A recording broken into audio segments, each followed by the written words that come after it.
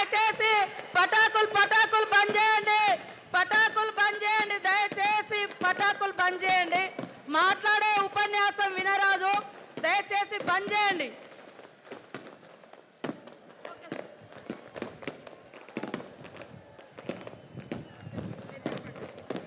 मानिक टगोर जी,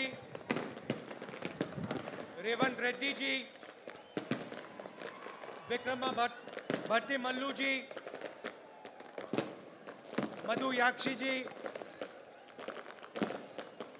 दामोदर नरसिम्हा जी, जन्ना रेड्डी जी, पोन्नला जी, शाबिर अली जी, जीवन रेड्डी जी, उत्तम रेड्डी जी, मोहम्मद अजहरुद्दीन जी, जग्गा रेड्डी जी, भाइयों और बहनों, कांग्रेस के हमारे प्यारे कार्यकर्ता, प्रेस के हमारे मित्रों, आप सबका यहां बहुत बहुत स्वागत, नमस्कार।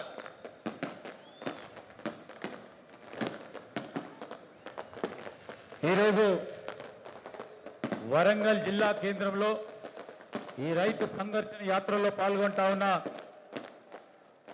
పిసిసి అధ్యక్షులు రేవంత్ రెడ్డి గారు, సిఎల్పి నాయకులు బట్టి విక్రమార్క గారు, జీవన్ రెడ్డి గారు, అజరుద్దీన్ గారు, మధు యాచ్కి గారు, కోమటిరెడ్డి వెంకటరెడ్డి గారు, ఉత్తమ్ కుమార్ రెడ్డి గారు, అదేవిధంగా వేదికపై ఉన్న కాంగ్రెస్ నాయకులకి, ఇక్కడికి వచ్చేసిన కార్యకర్తలకి, నాయకులందరికీ నమస్కారం।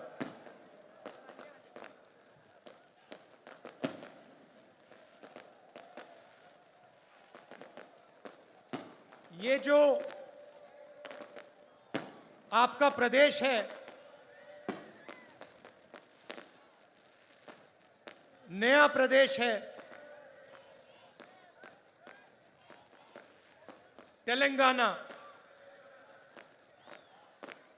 ये आसानी से नहीं बना था। इस प्रदेश को बनाने के लिए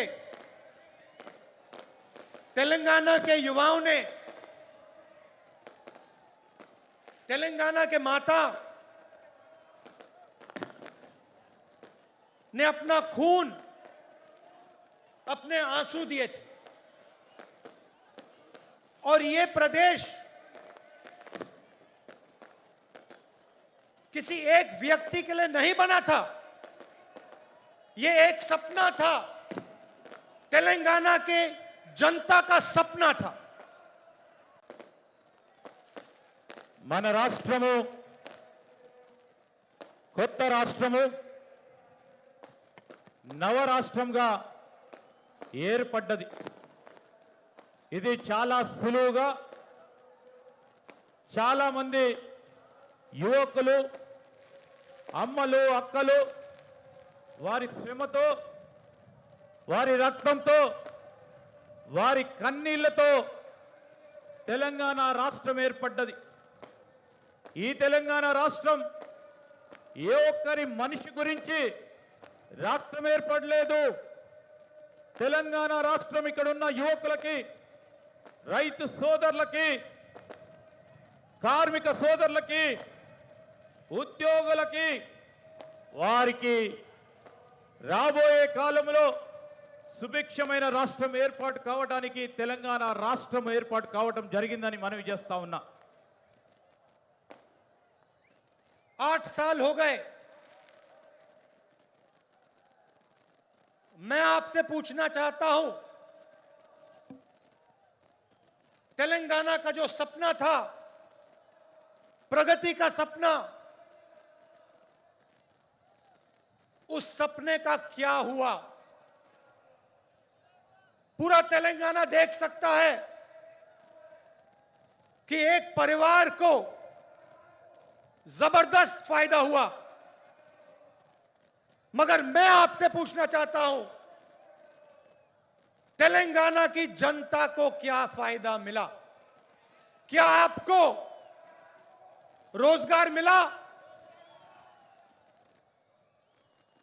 आज यहां पर किसानों की विधवा स्टेज पे हैं, रो रही हैं।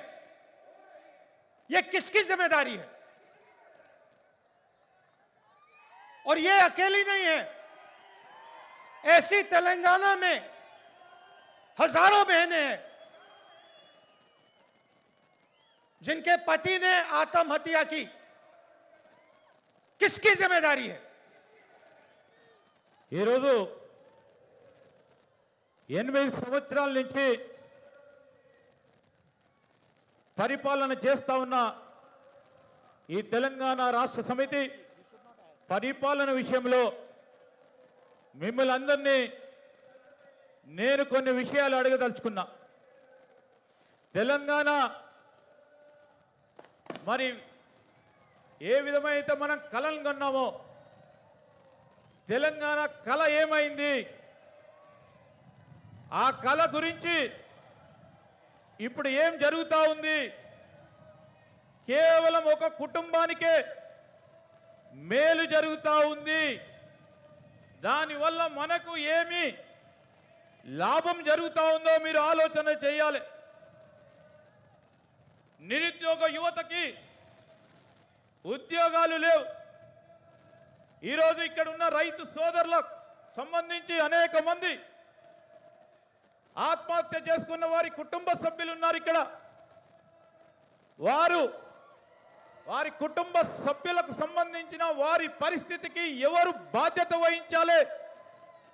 వేదికపై ఉన్న ఈ రైతు కుటుంబాలే కాదు, ప్రతిరోజు అనేక మంది, నెలకు 1000 మంది వరకు, వీరొక్కరే కాదు అనేక మంది ఆత్మహత్య చేసుకుంటా ఉన్నారు. దీనికి ఎవరు సమాధానం చెప్తారు అని మిమ్మల్ని నేను అడుగుతా ఉన్నా. सपने को पूरा करने के लिए आपने अपना खून, अपने आंसू दिए, आप लड़े, मगर हम भी आपके साथ खड़े थे. कांग्रेस पार्टी ने भी आपके साथ ये लड़ाई लड़ी और अंत में कांग्रेस पार्टी ने और सोनिया गांधी जी ने ये काम पूरा करके तेलंगाना की जनता को दिया. और भाइयों और बहनों, आप ये मत भूलिए, ये काम कांग्रेस पार्टी के लिए आसान नहीं था. कांग्रेस पार्टी को नुकसान हुआ, हमें मालूम था कि हमें नुकसान होने जा रहा है, मगर हम तेलंगाना की जनता के साथ खड़े हुए और हमने मिलकर, आपके साथ मिलकर आपको नया प्रदेश दिया. మీ అందరి కళ నెరవేర్చడానికి అనేక మంది రక్తంతో కూడిన, కన్నీటితో కూడుకొని ఈరోజు అనేక మంది తెలంగాణ వీర యోధులు పోరాటం చేశారు. వారితో పాటు కాంగ్రెస్ పార్టీ కూడా పోరాటం చేసింది. ప్రధానంగా సోనియా గాంధీ గారి చొరవ వల్ల అనేక మంది ఆత్మదానాలకు సంబంధించి సానుభూతితో సోనియా గాంధీ గారు తెలంగాణ రాష్ట్ర సాధనలో ముందడుగేసి తెలంగాణ రాష్ట్రాన్ని ఇవ్వటం జరిగింది. దీనివల్ల కాంగ్రెస్ పార్టీకి నష్టం జరుగుతుందని తెలిసినప్పటికీ తెలంగాణ సాధనలో ఈ రాష్ట్ర ఏర్పాటు వల్ల తెలంగాణ ప్రజలకు మేలు జరుగుతుందని, నష్టం జరిగిన ఈ ప్రాంత ప్రజల గురించి తెలంగాణ రాష్ట్రాన్ని ఏర్పాటు చేయడం జరిగిందని మనవి చేస్తా ఉన్నా. आपने सोचा था कि तेलंगाना की जनता की सरकार बनेगी, किसानों की सरकार बनेगी, मजदूरों की सरकार बनेगी, गरीबों की सरकार बनेगी. पता लगा जनता की सरकार नहीं बनी. आज तेलंगाना में कहा जाता है कि चीफ मिनिस्टर है, मगर ये चीफ मिनिस्टर नहीं है, ये राजा हैं। ఈరోజు మీరందరూ ఆలోచన చేస్తారు, మేము ఆలోచన చేస్తాము. తెలంగాణ ప్రభుత్వం ప్రజలకు సంబంధించి ప్రజల ప్రభుత్వం ఏర్పాటు జరుగుతుందని ఆశించాము.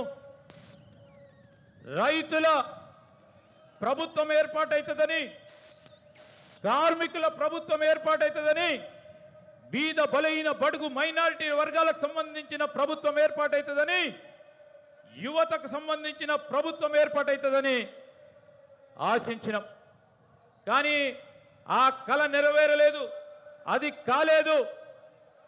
ఇక్కడ ఒక ముఖ్యమంత్రి ఉంటారని, ఆ ముఖ్యమంత్రి ప్రజాస్వామికమైన ముఖ్యమంత్రి ధోరణిలో ఈ ప్రభుత్వాన్ని నడుపుతలేడు. మరి రాజాలాగా, ఒక రాజులాగా పరిపాలన వ్యవస్థను ముందుకు తీసుకెళ్తానని మనవి చేస్తా ఉన్నా. राजा और मुख्यमंत्री में क्या फर्क होता है? मुख्यमंत्री जनता की आवाज को सुनता है, राजा जनता की आवाज को नहीं सुनता है। राजा जो करना चाहता है वो कर डालता है।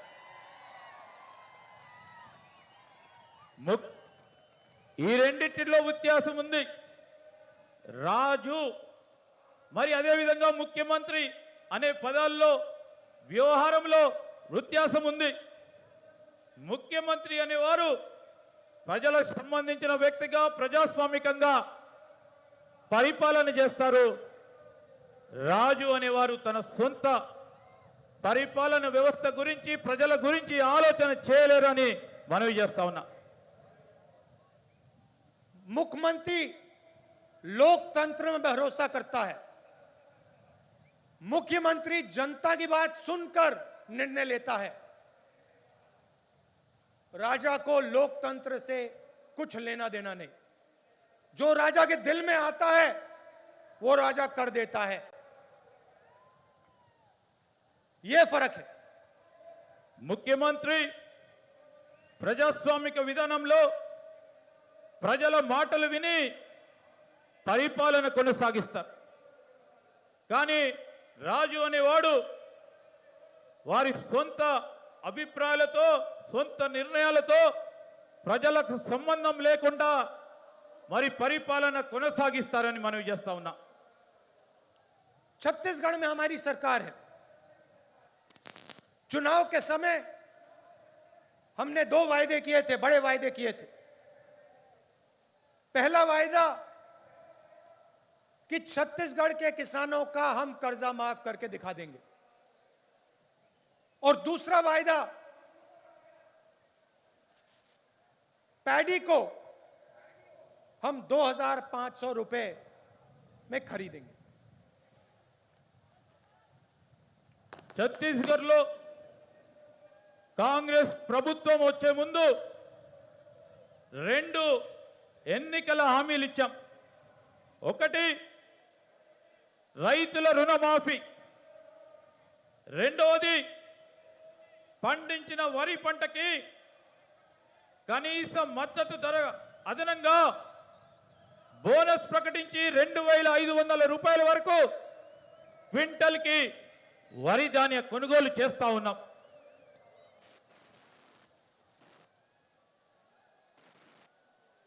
किसानों ने हमें कहा कि हमें कर्जा माफी की जरूरत है और हमें 2,500 रुपए आप दीजिए। हमने उनकी आवाज सुनी और आज आप जाइए, छत्तीसगढ़ जाइए और वहां पूछिए धान के लिए क्या दाम मिलता है। पूरा छत्तीसगढ़ का किसान आपको बताएगा कि छत्तीसगढ़ में 2,500 रुपए पर धान मिलता है। आज आपके जो चीफ मिनिस्टर हैं किसानों की आवाज नहीं सुन रहे हैं। 2-3 बड़े उद्योगपतियों की आवाज सुनते हैं, उनके लिए काम करते हैं, मगर किसानों की आवाज नहीं सुनते हैं। और जो छत्तीसगढ़ के किसान ने कहा था वही तेलंगाना का किसान कह रहा है। तेलंगाना का किसान कह रहा है कि मिर्ची के लिए धान के लिए हमें सही दाम चाहिए और हमारा कर्जा माफ होना चाहिए। ఛత్తీస్గఢ్లో మాకు రైతులు చెప్పారు రుణమాఫీ చేయాలని, వరికి 2500 రూపాయలు ఇవ్వాలని మాకు చెప్పడం జరిగింది. మీరు అడగండి ఛత్తీస్గఢ్లో ఉన్న రైతు సోదరులని, వారికి ఈరోజు క్వింటల్కి వరి ధాన్యానికి సంబంధించి 2500 రూపాయలు వస్తా ఉన్నాయా లేవని.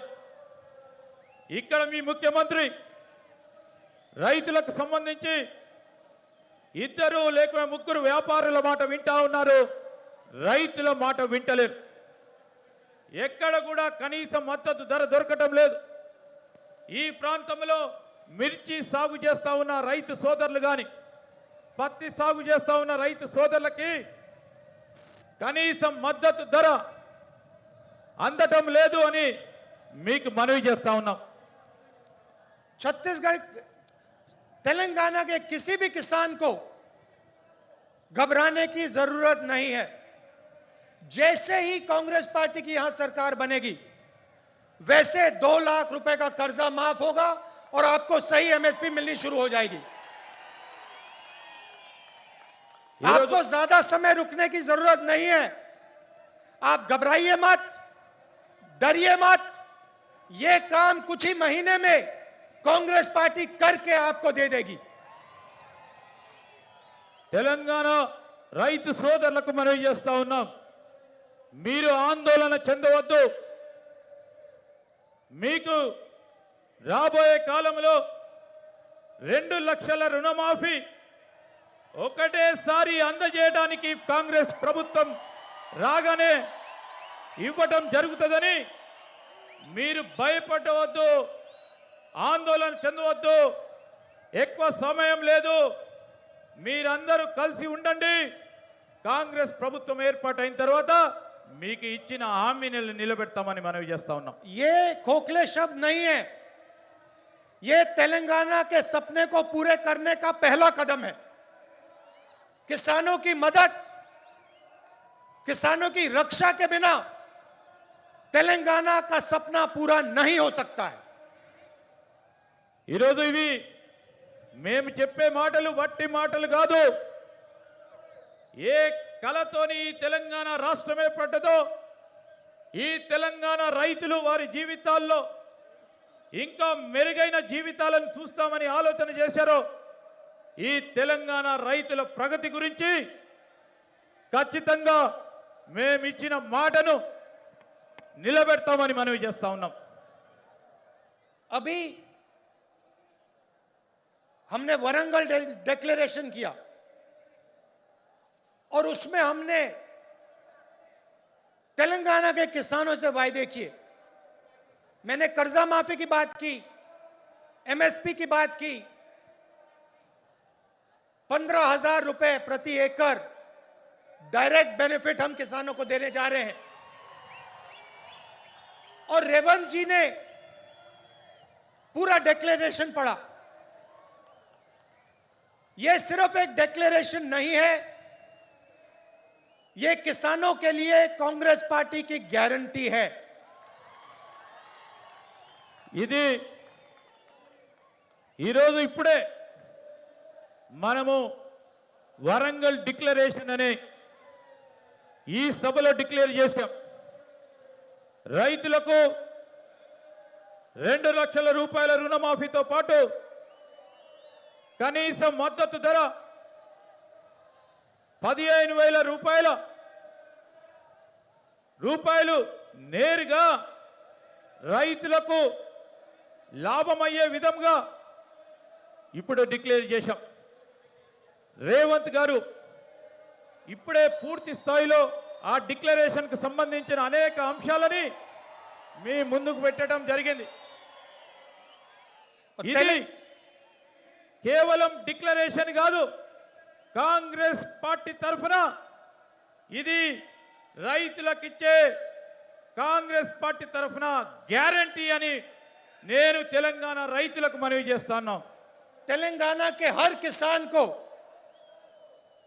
यह डिक्लेरेशन पढ़ना चाहिए। और जब आप इस डिक्लेरेशन को पढ़ेंगे, आप यह बात याद रखिए कि इस डिक्लेरेशन का हर शब्द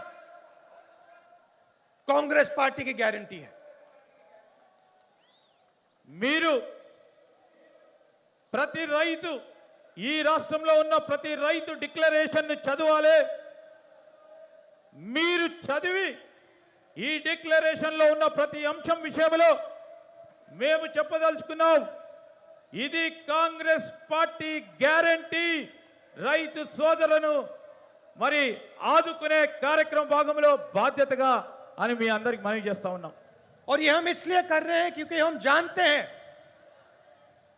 कि अगर किसान कमजोर रहेगा तो तेलंगाना का सपना पूरा कभी नहीं हो सकता है, क्योंकि किसान ही इस प्रदेश की नींव है, फाउंडेशन है।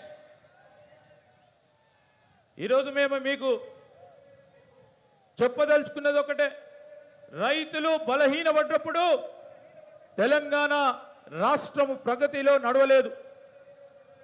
అలాంటి సందర్భంలో ఈ డిక్లరేషన్ రైతు సోదరులకు ఒక పునాదిగా మన రాష్ట్రంలో కొత్త వ్యవసాయానికి సంబంధించి వ్యవసాయంపై ఆధారపడి ఉన్న రైతు సోదరులకు, రైతు కూలీలకి, కౌలు రైతులకి ఒక పునాది ఈ డిక్లరేషన్ అని మనవి చేస్తా ఉన్నాం। मैंने पहले आपसे सवाल पूछा था कि तेलंगाना के साथ धोखा किसने किया। तेलंगाना का जो सपना था उससे किसने धोखा किया। तेलंगाना से हजारों करोड़ रुपए किसने चोरी किए, उस व्यक्ति का नाम क्या है? नहीं, सुनाई नहीं दिया, फिर से बोलिए, क्या नाम है उसका? तो आप एक बात अच्छी तरह समझ लीजिए और कांग्रेस का हर नेता, हर कार्यकर्ता इस बात को अच्छी तरह समझे।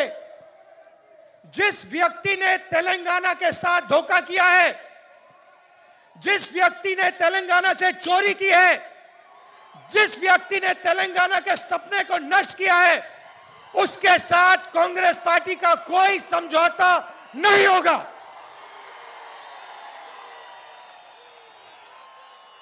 మిమ్మల్ని ఇంతకు ముందు ఒక ప్రశ్న అడిగా, ఎవరు ఈ తెలంగాణ రాష్ట్రానికి సంబంధించిన ప్రజలను మోసం చేశారని।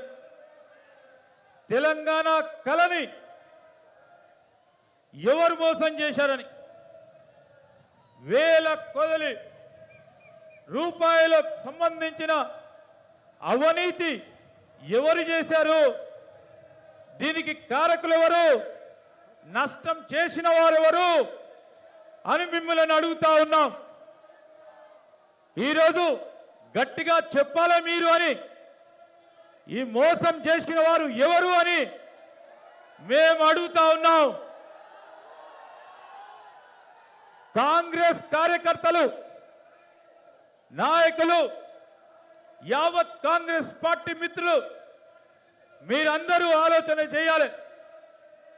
కాంగ్రెస్ పార్టీ ఇలాంటి మోసం, తెలంగాణ రాష్ట్ర ప్రజలను మోసం చేసిన వారిని, తెలంగాణ కళలని మోసం చేసిన వారిని, వారితోని ఏ విధమైన మనకు వారికి ఏ విధమైన సంబంధం ఉండబోదని కాంగ్రెస్ పార్టీ కార్యకర్తలకి, నాయకులకి మేము మనవి చేస్తా ఉన్నాం। और अगर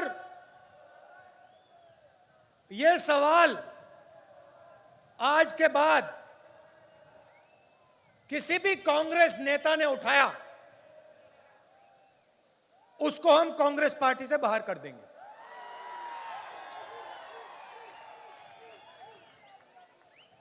ఇప్పటి నుంచి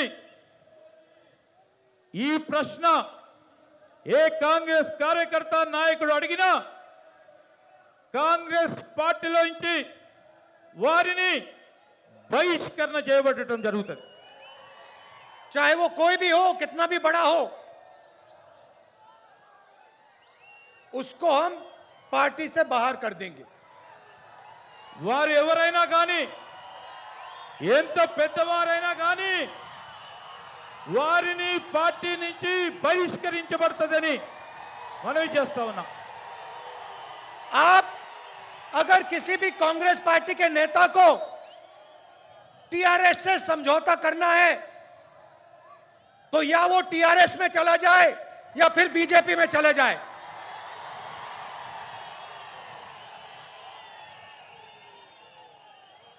మీరు ఎవరైనా కాంగ్రెస్ పార్టీ నేతలు కార్యకర్తలు టిఆర్ఎస్ పార్టీతోనైనా బీజేపీ పార్టీతోనైనా ఏ విధమైన ఒప్పందాలు చేసుకున్నా అనుబంధం పెట్టుకున్నా వారు టిఆర్ఎస్ లకు పోవచ్చు, బీజేపీలకు పోవచ్చు, కాంగ్రెస్ పార్టీలో ఉండొద్దని మనవి చేస్తా ఉన్నాం. हमें हमें उस व्यक्ति की कोई जरूरत नहीं है. మాకు ఆ వ్యక్తి అవసరం లేదు. हम यहां हमारी विचारधारा की लड़ाई है. हम राजा से समझौता नहीं करेंगे.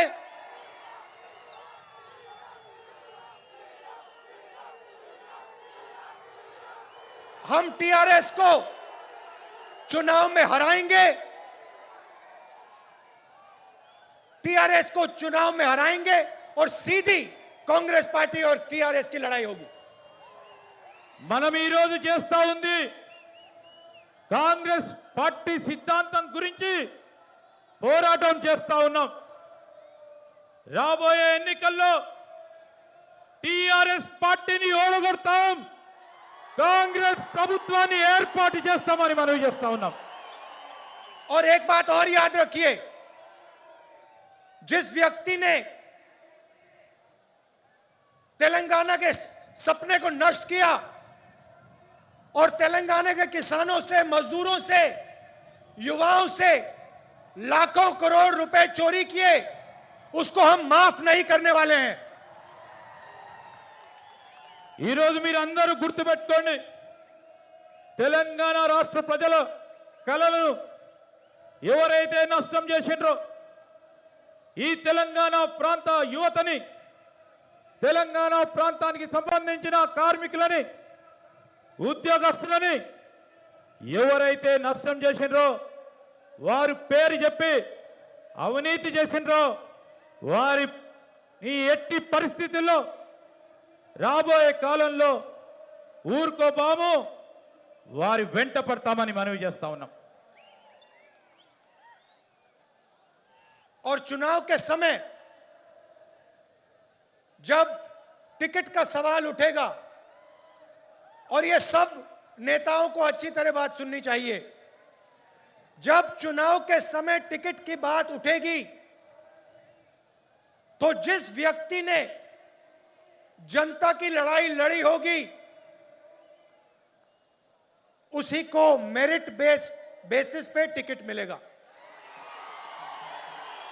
चाहे आप कितने भी बड़े हो, आप कोई भी हो, अगर आप किसानों के साथ नहीं खड़े थे, अगर आप गरीबों के साथ नहीं खड़े थे, तो आपको कांग्रेस पार्टी का टिकट नहीं मिलने वाला है. ఎలక్షన్ సమయంలో టికెట్ అంశం వచ్చే వరకు ప్రధానంగా ముఖ్యంగా మన నాయకులు వినాలే. ఏ వ్యక్తి అయినా ప్రజల గురించి పోరాటం చేయడో, రైతులు, పేదవారు, యువత, ఉద్యోగస్తులు, కార్మికుల గురించి పోరాటం చేయరు, వాటికి వారందరికీ కూడా ఎట్టి పరిస్థితుల్లో టికెట్ ఇచ్చే ప్రసక్తి ఉండదని ఈరోజు వారు చేసిన పని మీద, వారు చేసిన పోరాటం మీద ప్రగతి రిపోర్టును తీసుకొని మెరిట్ బేస్డ్ అంశాలపై టికెట్లు ఇవ్వటం జరుగుతుందని ఎంత పెద్దవారైనా పార్టీకి ఎంత సేవ చేసినా ప్రజల్లో ఉండి సేవ చేస్తా ఉన్న వ్యక్తికి ఎంపిక చేయడం జరుగుతుందని మనవి చేస్తా ఉన్నాం. सोनिया जी ने जब तेलंगाना आपको दिया, उसके पीछे एक सपना था. तेलंगाना की जो आवाज थी उसको सुनकर सोनिया जी ने आपको प्रदेश दिया था. और प्रदेश इसलिए दिया था क्योंकि वो चाहती थी कि जो आपका तेलंगाना का सपना था वो पूरा हो. वो सपना आपका है, सोनिया जी का है, मगर मेरा भी है. और उस सपने को मैं आपके साथ पूरा करना चाहता हूं. సోనియా గాంధీ గారు తెలంగాణ రాష్ట్రం ఇచ్చినప్పుడు దాని వెనకాల ఒక బలమైన కళ ఉండేది. ఆ కళ నెరవేరాలని సోనియా గాంధీ గారు ఆనాడు మన తెలంగాణ రాష్ట్రం ఇస్తే వారు కన్న కళ, వారితో పాటు మీరందరి కన్న కళ, మీతో పాటు నేను కూడా కన్న కళ నెరవేరడానికి మీతో పాటు ప్రయాణం చేసి ఆ కళ నెరవేర్చడానికి ఆర్నిశలు కృషి చేస్తానని మనవి చేస్తా ఉన్నాం. तो जहां भी मेरी जरूरत होगी, जहां भी आप मुझे बुलाना चाहते हो, जहां भी मैं तेलंगाना की मदद कर सकता हूं, मैं करने को तैयार हूं. మీరు నా అవసరం ఎక్కడున్నా ఎప్పుడున్నా తెలంగాణ ప్రజలకు సంబంధించిన ఏ అంశం వచ్చినా మీరు ఎప్పుడు నన్ను రమ్మన్నా మీ తరఫున వచ్చి మీతో పాల్గొంటానని మనవి చేస్తా ఉన్నాం. ये सिर्फ आपकी लड़ाई नहीं है, ये सिर्फ तेलंगाना के किसानों की, युवाओं की लड़ाई नहीं है. ये कांग्रेस पार्टी की लड़ाई है और ये मेरी लड़ाई है. ఇది మీ ఒక్కరి పోరాటం కాదు. తెలంగాణ రాష్ట్ర యువతి యువకులది కానీ రైతుల గురించే కాదు, మీ పోరాటమే కాదు, ఇది నా పోరాటం. నా పోరాటంతో పాటు ఈ తెలంగాణ కళను రాష్ట్రం ఏర్పాటు కావటం కంటే ముందు ఏ విధంగా కళను కన్నామో ఆ కళను కనడానికి కాంగ్రెస్ పార్టీ మీ పోరాటంలో ముందుండి కాంగ్రెస్ పార్టీ పోరాటం అని కూడా నేను మనవి చేస్తా ఉన్నా. मैंने पहले कहा था कि जो भी व्यक्ति कहता है कि टीआरएस के साथ समझौता होना चाहता है, उसे या बीजेपी में या टीआरएस में चला जाना चाहिए. क्योंकि समझौता अगर है तो बीजेपी और टीआरएस का समझौता है. आप याद रखिए, जब नरेंद्र मोदी जी ने 3 काले कानून पार्लियामेंट में पास किए थे तो टीआरएस के नेता क्या कह रहे थे? ఇంతకుముందు చెప్పాం, ఏ వ్యక్తి అయితే టిఆర్ఎస్ బీజేపీతోని సంబంధాలు పెట్టుకుంటారో, ఒప్పందం కుదుర్చుకుంటారో వారు టిఆర్ఎస్ బీజేపీలోకి పోవాలని. ఇది కేవలం మాటకే కాదు, టిఆర్ఎస్ బీజేపీ ఒకటి, వీర ఇద్దరి మధ్యలో ఒప్పందం ఉన్నది. నరేంద్ర మోడీ గారు పార్లమెంట్లో 3 నల్ల చట్టాలు రైతులకు వ్యతిరేకంగా ప్రవేశపెట్టినప్పుడు దానికి ప్రత్యక్షంగా పరోక్షంగా మద్దతు పలికారు టీఆర్ఎస్ పార్టీ వారిని మనవి చేస్తా ఉన్నాం. बीजेपी जानती है कि वो तेलंगाना को डायरेक्टली रूल नहीं कर सकते. वो जानते हैं कि तेलंगाना में उन्हें रिमोट कंट्रोल की जरूरत है. బీజేపీకి తెలుసు తెలంగాణలో నేరుగా ప్రభుత్వం ఏర్పాటు చేసే శక్తి వారికి లేదు. అందుకోసమే బీజేపీ వారు కేంద్రంలో ఢిల్లీలో ఉండి రిమోట్ కంట్రోల్ ద్వారా టీఆర్ఎస్ పార్టీ ద్వారా ఇక్కడ ప్రభుత్వాన్ని నడపాలని ఆలోచన చేస్తా ఉన్నారు. बीजेपी जानती है कि कांग्रेस बीजेपी से कभी समझौता नहीं कर सकती. इसलिए बीजेपी चाहती है कि तेलंगाना में टीआरएस की सरकार रहे. బీజేపీకి తెలుసు ఎప్పుడు కూడా ఈ భూ ప్రపంచం ఉన్న వరకు కాంగ్రెస్ బీజేపీ తోని పొత్తు ఉండదు, ఒప్పందం ఉండదు, సంబంధం ఉండదని. అందుకోసమే బీజేపీ వారు కాంగ్రెస్ ప్రభుత్వం ఇక్కడ ఏర్పడుతుందని టీఆర్ఎస్ పార్టీ ప్రభుత్వానికి మద్దతునిస్తా ఉంది. వారి ద్వారా ప్రభుత్వం నడిపించే కార్యక్రమం చేస్తుందని మనవి చేస్తా ఉన్నాం.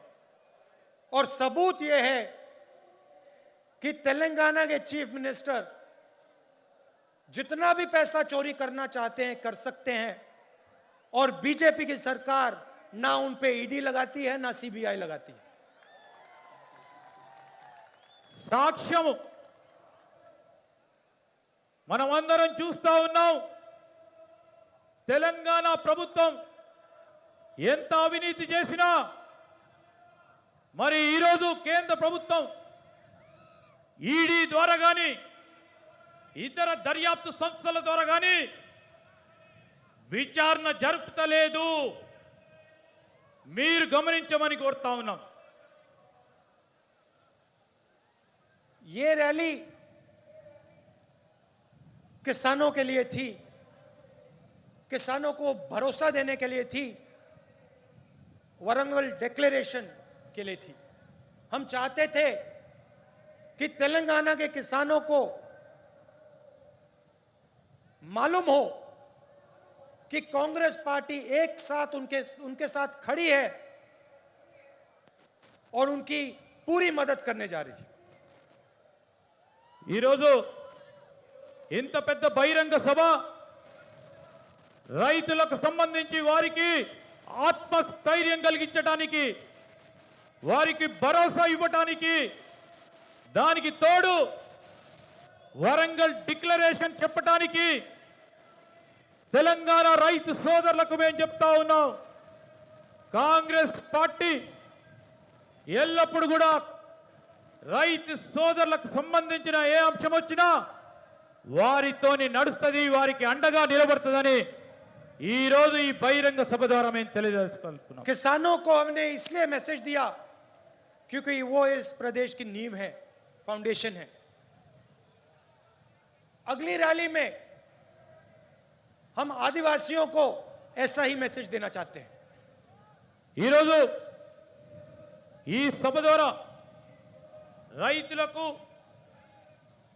ఒక సందేశాన్ని ఇవ్వటానికి, రైతు సోదరులు ఈ ప్రాంత ప్రజలందరికీ సంబంధించి, ఈ ప్రభుత్వానికి సంబంధించి ఈరోజు మనం ఇచ్చే ఈ సందేశం రైతు సోదరులకు ఒక పునాదిగా చెప్పటానికి ప్రధానమైన అంశాలు ముందుకు పెట్టాం.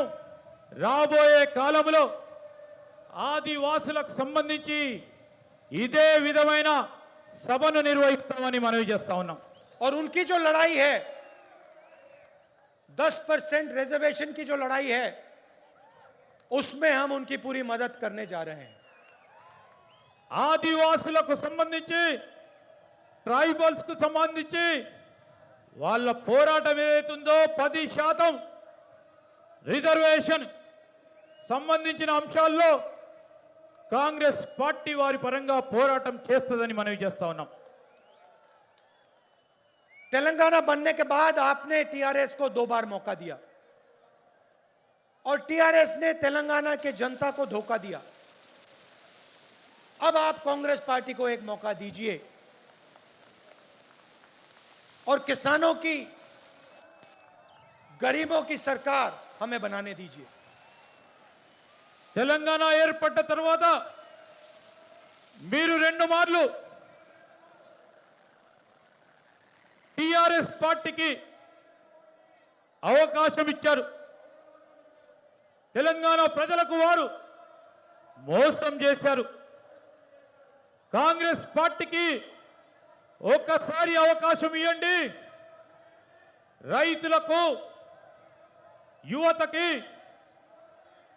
అన్ని వర్గాల పేదవారికి, బలైన బడుగు వర్గాలకు, మైనారిటీలకు అందరికీ కూడా మేలు చేసే కార్యక్రమాలు చేస్తాం. कांग्रेस पार्टी ही आपके साथ मिलकर तेलंगाना के सपने को पूरा कर सकती है. కాంగ్రెస్ పార్టీ మీ అందరితోని కలిసి తెలంగాణ కలని నెరవేర్చడానికి మీతో పాటు పయనం చేస్తూ ఉంటారు. आज शाम आप दूर दूर से मेरी बात सुनने आए, इसके लिए आप सबको दिल से धन्यवाद. नमस्कार, जय हिंद. మీరందరూ కూడా చాలా దూర ప్రాంతం నుంచి వచ్చి మా మాటను వినడానికి వచ్చిన ప్రతి ఒక్కరికి, అందరికీ కూడా మా హృదయపూర్వకంగా కృతజ్ఞతలు తెలియజేస్తా ఉన్నాము. నమస్కారములు.